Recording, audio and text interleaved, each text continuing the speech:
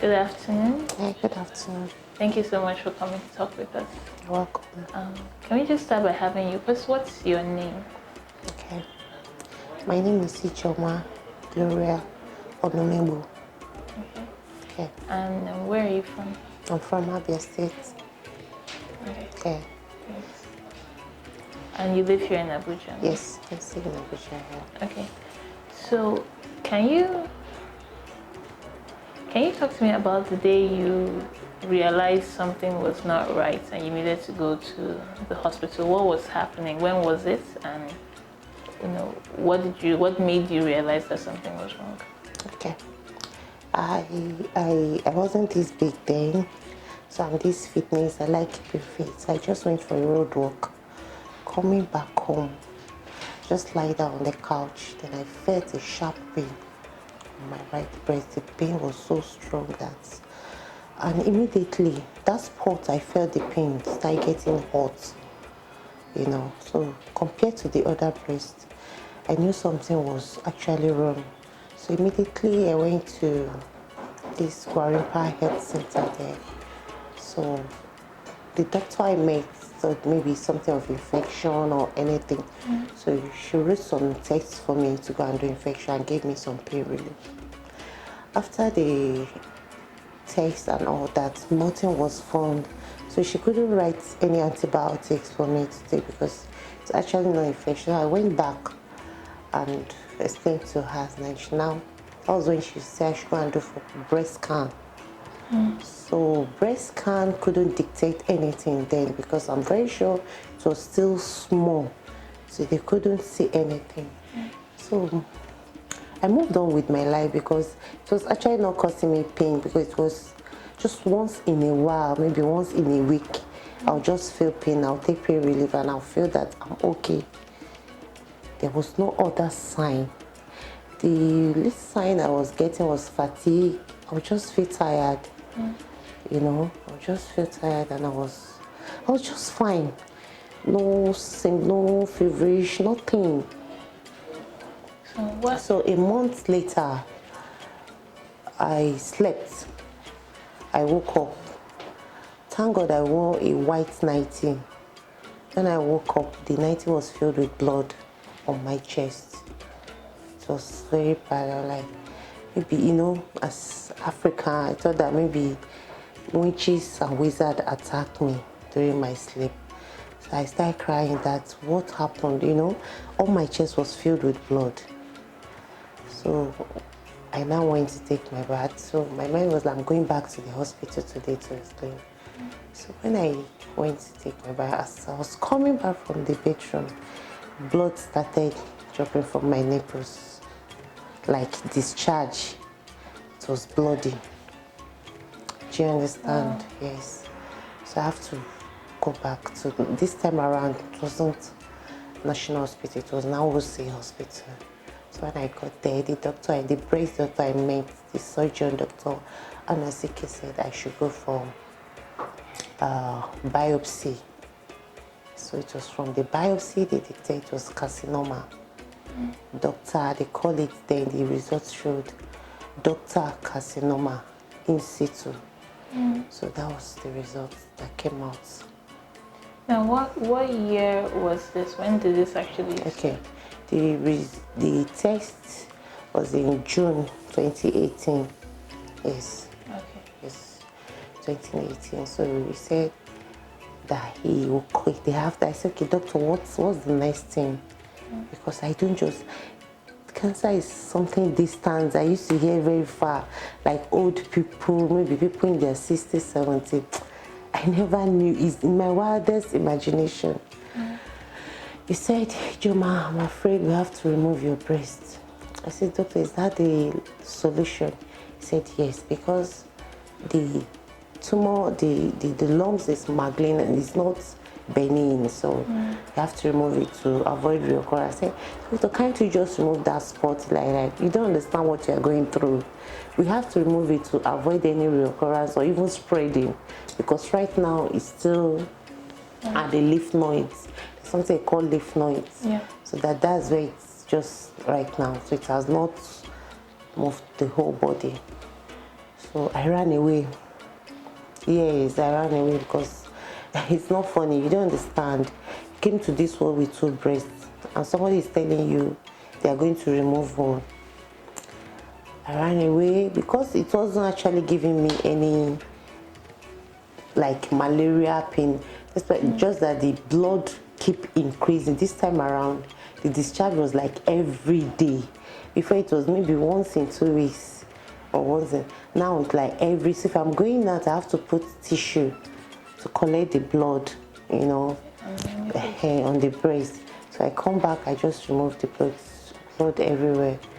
So he said, then one day now called me, said, how long are you going to live your life like this? Like, and the thing keep growing, the tumor keep growing. And you know, our social culture, if you have friends telling you this is an attack, or it's not a normal thing, cancer is attack. So I and my sister start going to one church or the other, prayer houses, looking for what is not lost. The thing keep growing. All the prayers, the doctors collected money. I've seen cases of people that are newly diagnosed, that have been through it. They wasted so much time in running from churches, so the thing keeps spreading. Mine was stage 2. It was still localized. It was in situ. It was still within the breast. It has not gotten to the kidney, liver. So at that stage, help came, and it was removed. But because of our cultural belief in Nigeria that cancer is a spiritual attack, so it must be, the solution must come spiritually. People keep wasting time. I've seen someone that she had all the chances of surviving. I lost her October last year. It was so painful because I was so aware of her case. But because, you know, family and friends, everybody will come and be giving her different advice. You know, go to this church, go to this church. She keep wasting time. They go to a stage that, you know, when cancer got to a stage, even chemo cannot do anything. Nothing. The person will just go. So I advise anyone that has been diagnosed, since it's the doctor that dictates, let them do their work. Yes, that's what my doctor looked me into my eye that, was it the pastor that discovered that you had it? They said no. So we are the one that let us do our work. So I just have to surrender. So you had run away from going, and then when did you decide that you wanted to go back? So when I decided, it was God actually used my doctor to save me, because I started having like this close relationship with him. Sometimes I will call him, I'll just call him and be crying. I don't have anything to tell him more. I'll just call and start crying. Like, stop crying. This is what we do every week. We cut breast here every week, so he's so used to it. It's not a new thing to him. To me, it's a new thing because I've not had it. Nobody had it in my family, so it's so new, you know. So I said, Ijeoma, come and do this. So one day, I came back from shop because I have a small business. I was running then. So I was just at home. I now removed my breast, the normal way I removed. I now stopped. I was just packaging my life together. Then he now called me. He said, where are you? I said, I'm at home. He said, okay, can you come to the hospital now? I want you to see a lady. Then I came, I rushed in. The lady was already, she was in ICU. So they have to bring her out, and she's more or less like a skeleton. Then she now the lady now looked at me. The next day the lady died though, but she was London. I said, are you Ijeoma? I said, yeah. She said, were you the one running up? And I said, yeah. Please stop running. My case was exactly like yours at this stage. I went to synagogue. I spent almost 6 months there. They brought me that TB Joshua have to tell her that go and do the surgery. So why? At the end of the day, the thing have moved to the other breast, because that's another fear, you know, of transferring to them. So I have to agree with what my doctor. So I was booked for surgery, and the surgery was done. When was the mastectomy in Wuse Hospital. When? That's August 2018. Okay. 13th August 2018. What was your family's reaction when you told them? The reaction was very, very, very, very, very devastating because everybody thought I was going to die. You know, when you hear cancer, it's like death, like a death statement, and everybody like, is she going to die? Is she survive? Can she survive it? What stage is it? What can we do? How can we come? Can the surgery start? After the surgery, what next? You know, questions and all that. So my doctor made it clear to them that at this stage, if we can start immediately and she starts chemo, there is chances of surviving at this stage if she didn't run away again. You know, so after the surgery, I thought I'm fine, that at least it has been removed, not knowing the process, months of going to hospital every day, coming 3 weeks, every day test, scan. So I was booked from Wuse Hospital.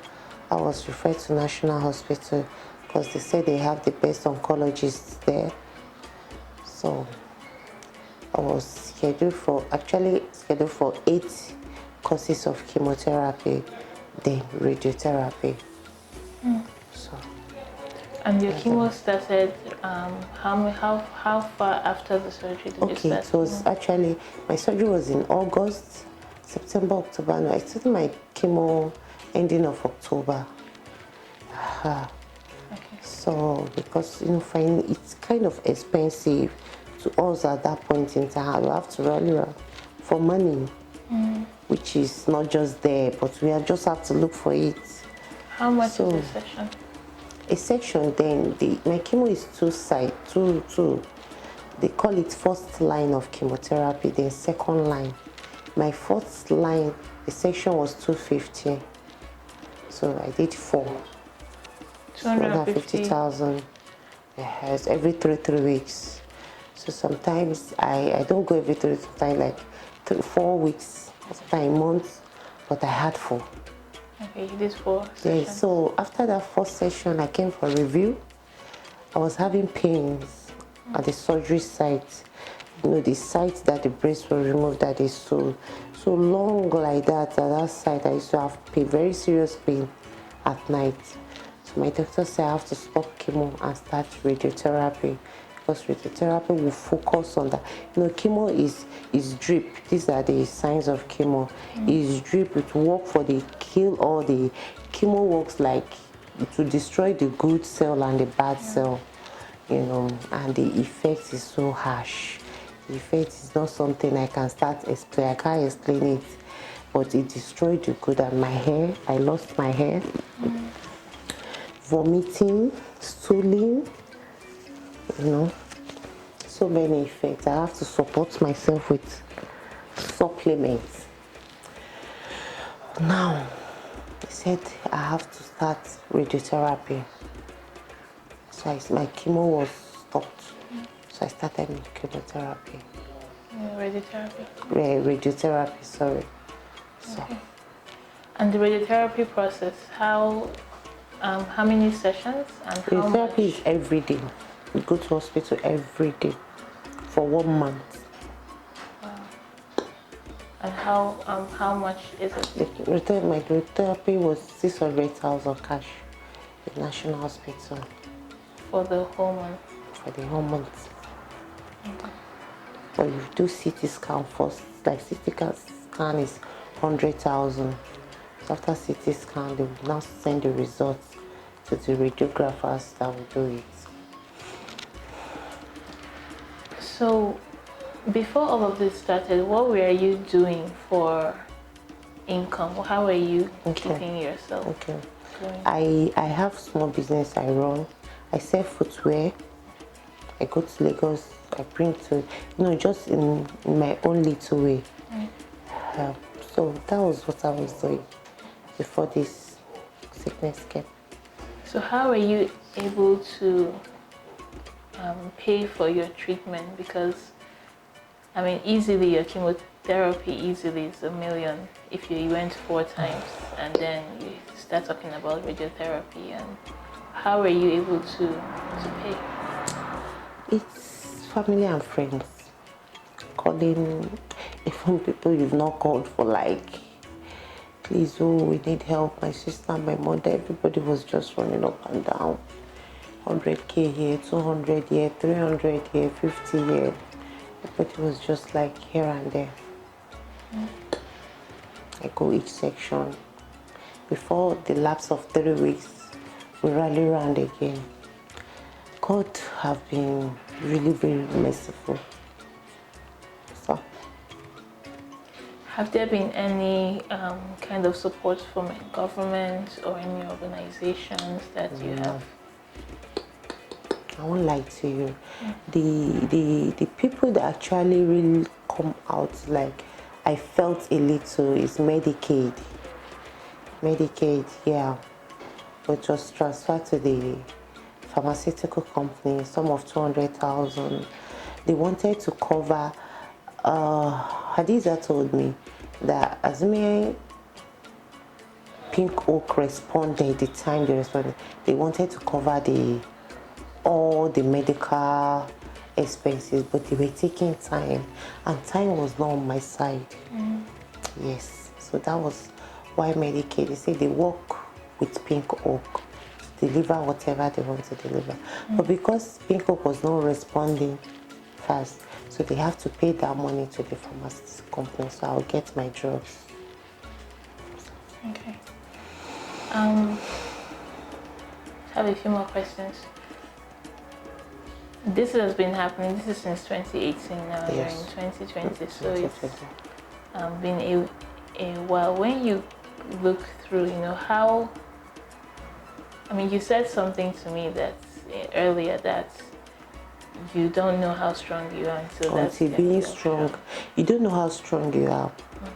Until being strong is the only option you have. Just have to be strong. So how did you how did you get to that place now? How did you make it day by day, with knowing that this is something that you are going through? How are you able to survive it? Okay. After my surgery, I went into a depression. I almost took my life, because it's another phase of life. It's another. I went into depression. Coming out of any situation, you first of all live in denial. From denial, you get angry. From getting angry, you be angry with everything, with God, with Nigeria, with everybody around you. You just be angry. From angry, you fall into depression.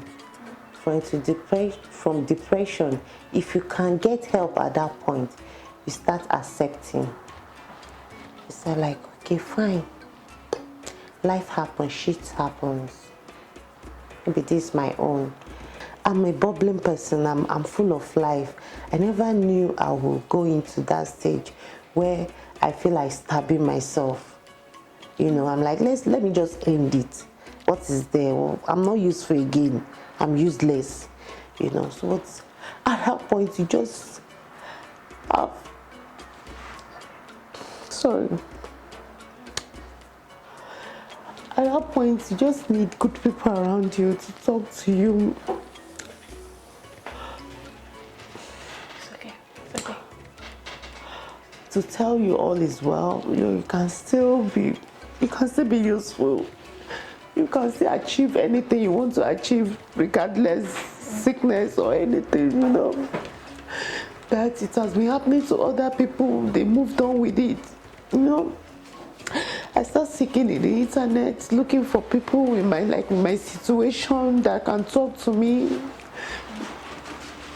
I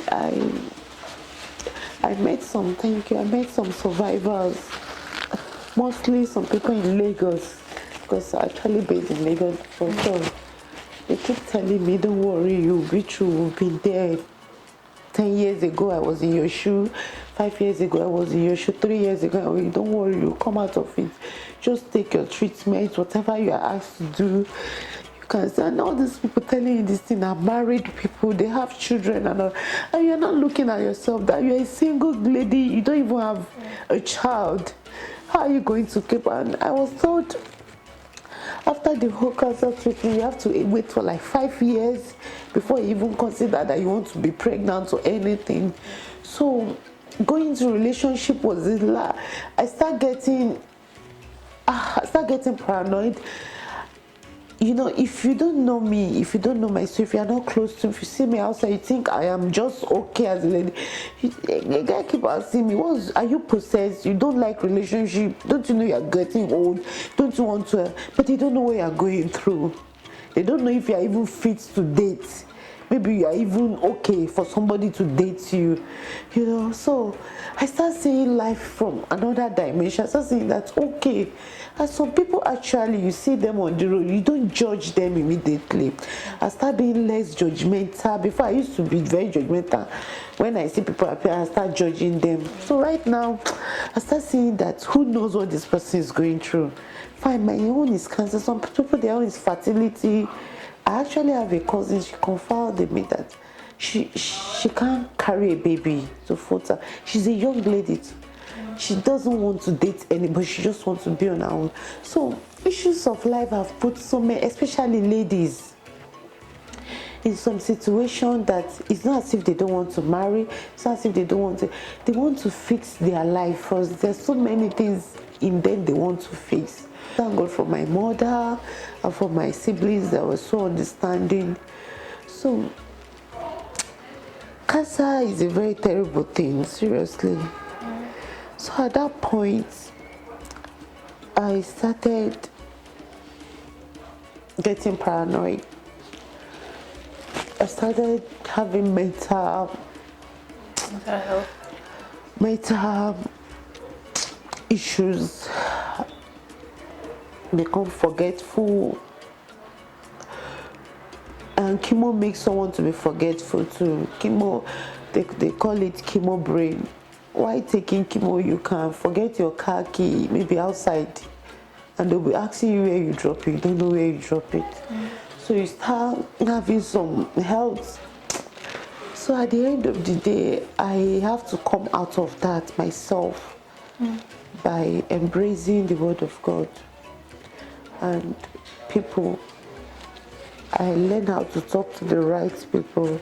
Anybody giving me bad energy, I stay far away from the person. I stick to positive things. I was very, very positive. I started coming out of my shell. I hang out. Then I don't hang out. I can't go out. So I start going out. I start making myself happy. Because my doctor looked at me and said, anything that will give you happiness, just do it. Do you understand? So gradually I came out of it and I moved into a very new phase of life. The phase of life where I have to accept the fact that fine, if I didn't have child, I can adopt. I can have a surrogate mother, so many other things. So the role of government in all this, government is not trying at all.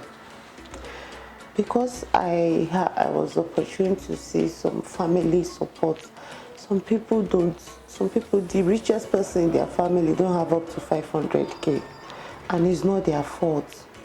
Such person in having cancer, gone were those days when cancer is something of the rich people. When we hear cancer, we say, I beg, now rich people, now they are sick. Now, cancer don't want to know if you are rich or you are poor. If you are old, young, small children, elderly, everybody. If you come to oncology work Monday, Tuesday, Wednesday, Thursday, you see babes, guys, men, just name it. Cancer is becoming like malaria now. It's just everywhere. So right now, I want government to really step in. And whatever they did for HIV/AIDS people, they should step in and do it, because HIV/AIDS patients can walk into any general hospital, receive their vaccine and move on. Do you understand? It's really helped them, because if government did step in their case, the drug was very, very expensive, and before you know, out of frustration, I can pass, if I'm an HIV person and there's no money to buy drug, I will transmit the, but because they made everything calm for them, you see someone living with HIV I will open up to you that I have HIV, please, we can't do anything, I don't want to transfer, because life is kind of easier for them. So I want government to really come in a very big way and assist people by bringing down the cost of chemo drugs. If they can just do that alone, those drugs are expensive. They are just so expensive for us. Seriously, if they can, like, okay, the ones you buy every 3 weeks, imagine. I have, because the drugs varies. My type of cancer, I'm still even thanking God. In every situation, my kind of cancer, I'm still is the one you will still thank God. There is a lady, her own is HER2, her own is positive, mine is negative. I am ER positive, PR positive, HER2 negative. That's my kind of cancer.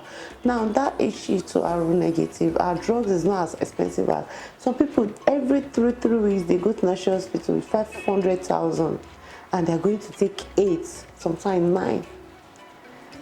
Now tell me, where is all this money coming from? So if NHIS, I'm under NHIS actually, but there's some things they don't cover.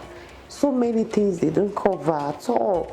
They will call your HMO after, if you want to run some tests, your HMO will say, sorry, we don't cover all this. So you just have to pay, which is not small money.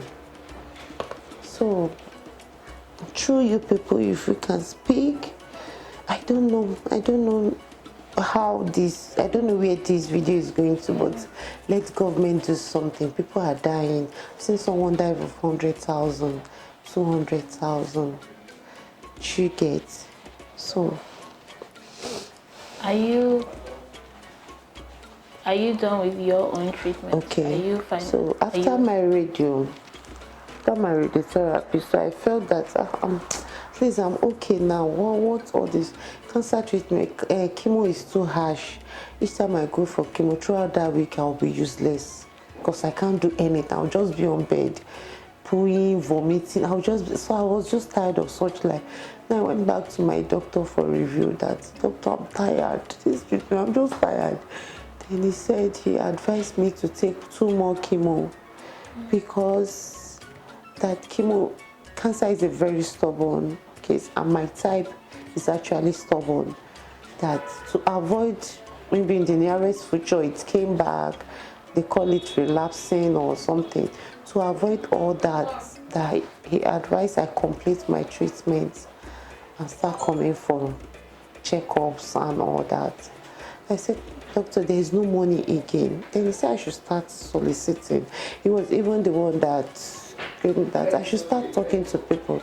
This is not something my family and I only can handle. I should start speaking out, else it will delay. So that's actually what made me to start speaking out, because if I should do anything now and die, internet, they will say, why didn't she talk? Why didn't she? Everybody will be passing different comments, but they don't know what you are going through. So I rather talk than to die in silence, because I've been keeping this thing to myself. But they told us it's not a stigma, it's not something maybe you contacted through any sexually means or something. So that we should open up and let people know what I'm going through, so that any kind individual can know how to come in and assist. It's actually the drugs actually, and some supportive care that come after it. So he now said I should at least supposed to complete it 4, but he said at least I should do 2. So after that I'll go for another test. If there's any need to do it again, he will let me know. That's what stage I am right now. So the hospital gave me, I collected a letter from the hospital to help me to seek for funds. That's the stage I am right now. And the funds you're seeking for the chemotherapy? For the chemo, yes. So how much is it that you actually need to raise? Okay, I actually need to raise, it's actually 350 in total. I actually need to raise 700K. But because of all this supportive care and all that, and also I should just say 1 million. So in case tests and or anything come up again, I won't start crying again. I'll just, pay for my son. Okay. When you think of your future,